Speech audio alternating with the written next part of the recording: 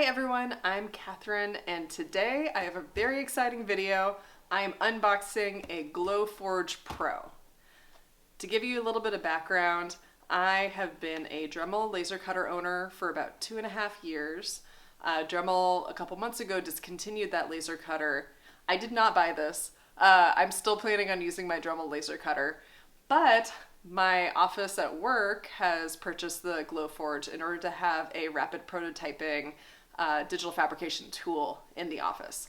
So I'm helping them out by unboxing it, getting it set up, and then starting to build some learning materials for my coworkers so that they can get up and running and be able to use the Glowforge for any of their projects moving forward, especially ones that need physical prototypes.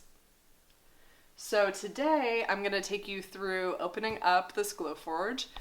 There's 3 boxes. This main one has the laser cutter itself, so I'll start with that.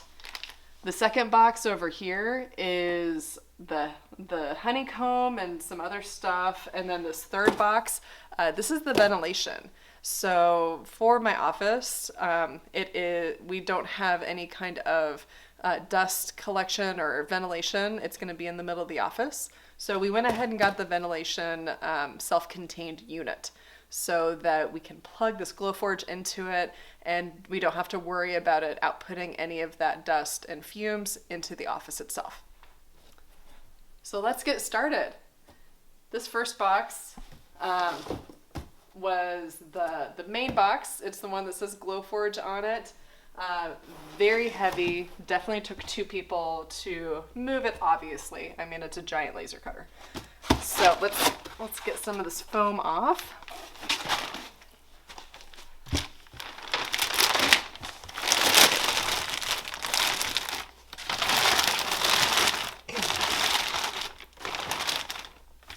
So right off the bat, it is a very large machine. It has a beautiful shiny chrome around it, and it has really nice glass and accents on this glass. We can see it's a Glowforge Pro. It has this nice piece of paper to help you know how to set up, and it's very well designed.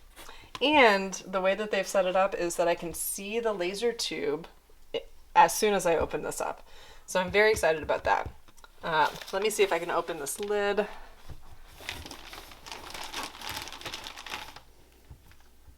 I think that there's probably I need to take it out so that it can open because the foam is actually blocking it right now. So give me 2 minutes so I can open up this box and I'll be right back.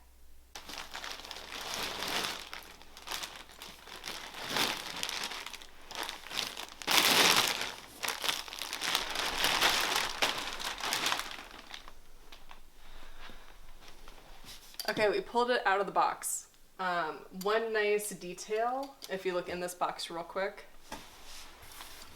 they have these cutouts here, and that's perfectly spaced, so 2 people can put their hands in and under the laser cutter to lift it out. So really nice attention to detail there to help us get the laser cutter out of the box. This is what was preventing me from opening it. Check the back. Okay, let's take a look. So it has a very solid catch on the door here. I can see the LEDs for lighting it up, and then here's the camera for taking pictures of your material so that when you place your files, you know that it's being placed in the correct location. We can see inside of here we have all of the foam packing that is protecting this laser tube. It's really cool that the laser tube is out in the open like this. On my Dremel, it's tucked away in the back behind a piece of metal. And I mean, that's mostly so you don't look at it because you're not supposed to look at it while it's cutting, but it really is a prestige part of this equipment. So it's nice to see it in kind of this heroic layout here. I'm actually going to read the directions before I start pulling any of the stuff out, but it's already nice to see some of these pieces here. And it has no interface on it. It's really clean. And because this is the Pro, it does have the slide through slot here that is going to allow for material larger than the laser bed to be laser cut. So let's go ahead and move on to the next box. And then after I have a little bit of time with the setup.glowforge.com, that's when I'll start taking some more of this material out. So we are on box number 2. This one is a little bit more discreet. I wasn't sure what was in this box specifically, so let's take a look.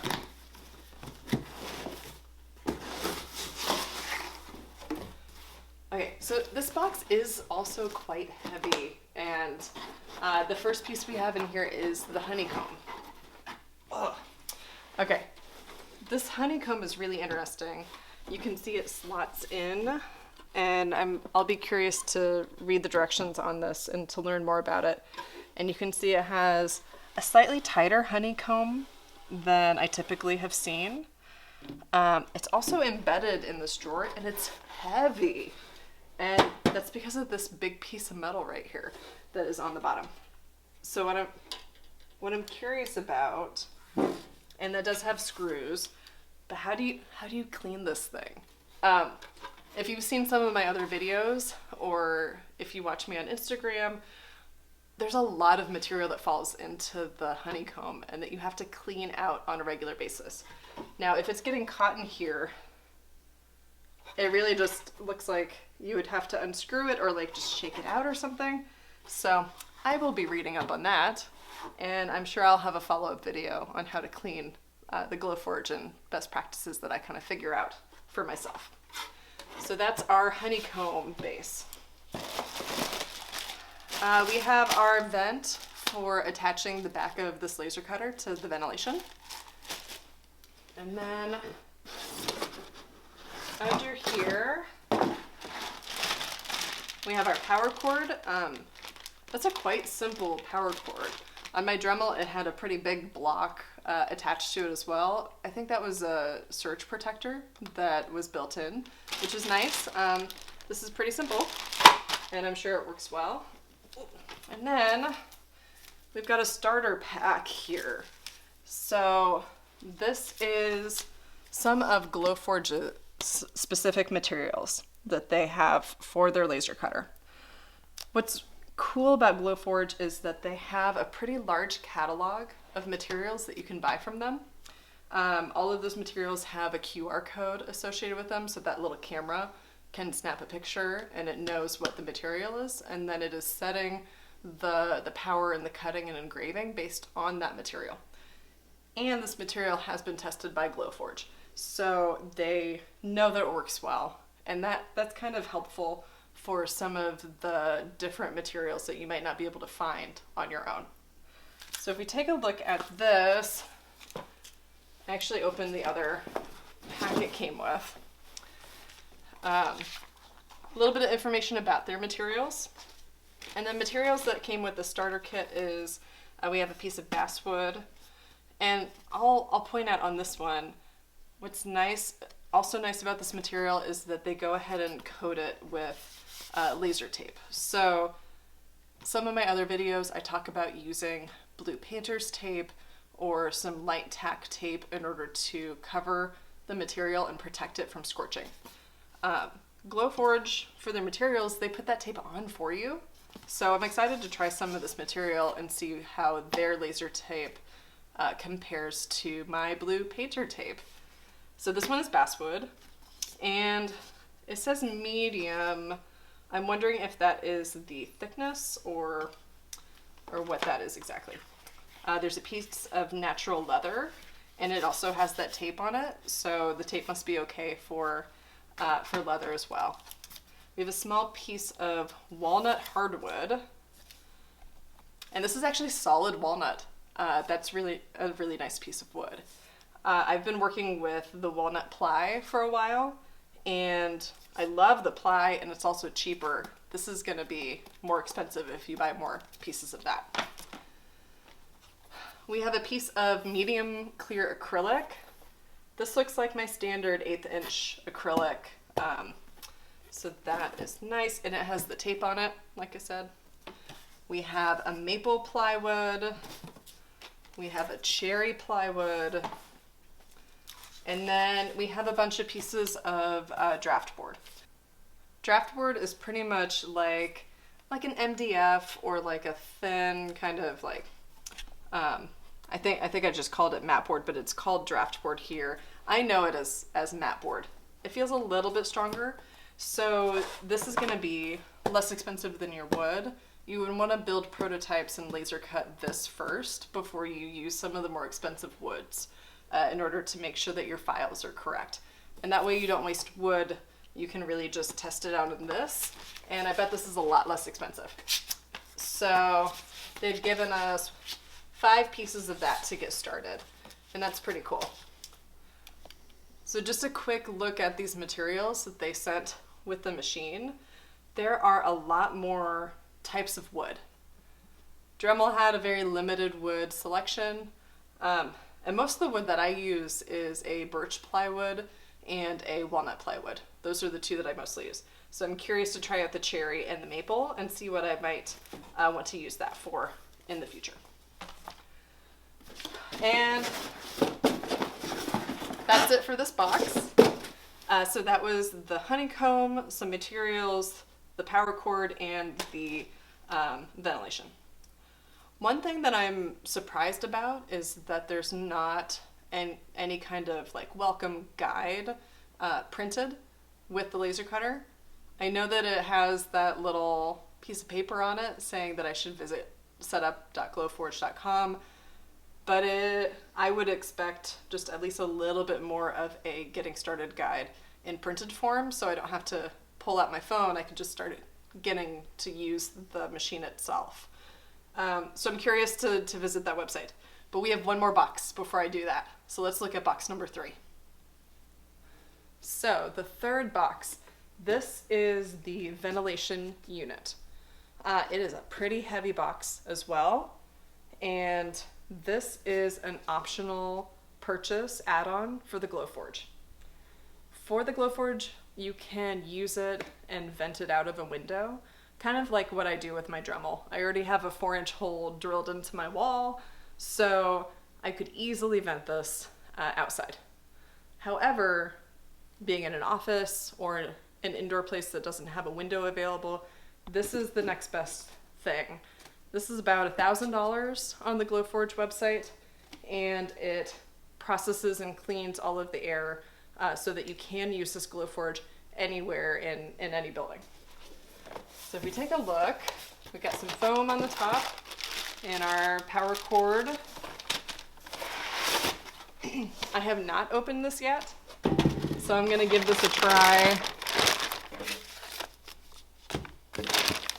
Okay.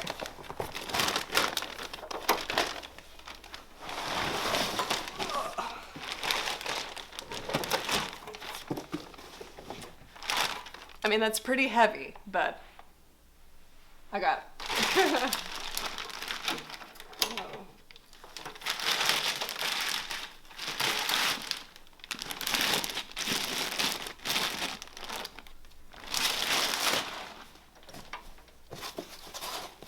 Okay, this is the whole thing.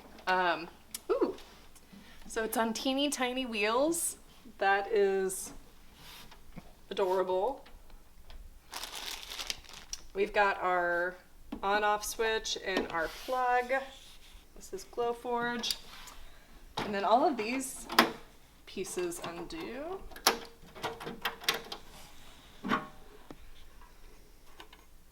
And this is the filter. And this is gonna be where that dryer tube that was in box number 2 will connect to. And so this will suck all of that air through. It'll clean out that air before it blows out that cleaned air into the space. And on the back, we can see it's got new and full.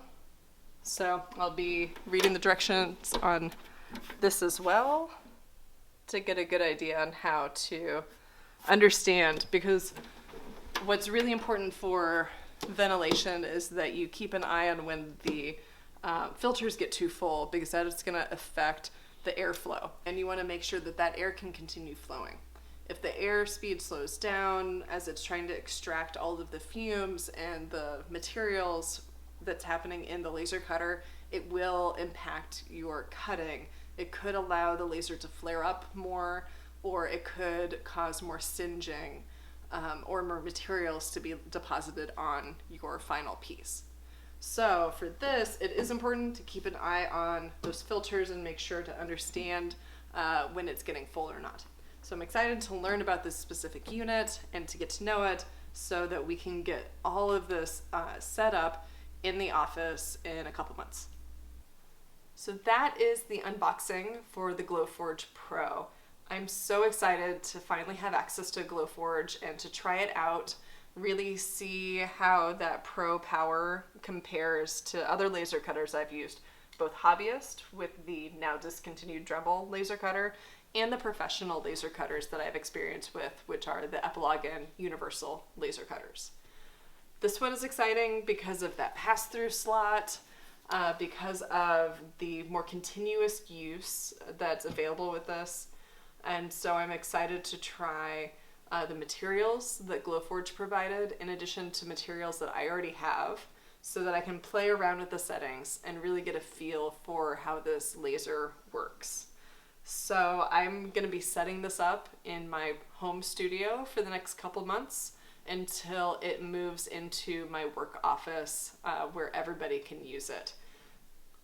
So thank you for watching.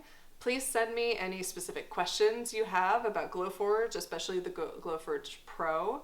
And I can't wait to play around with this and show you how it works. So please subscribe and come on back to see all the different laser cutting stuff that I'm going to do with both my Dremel and now this Glowforge.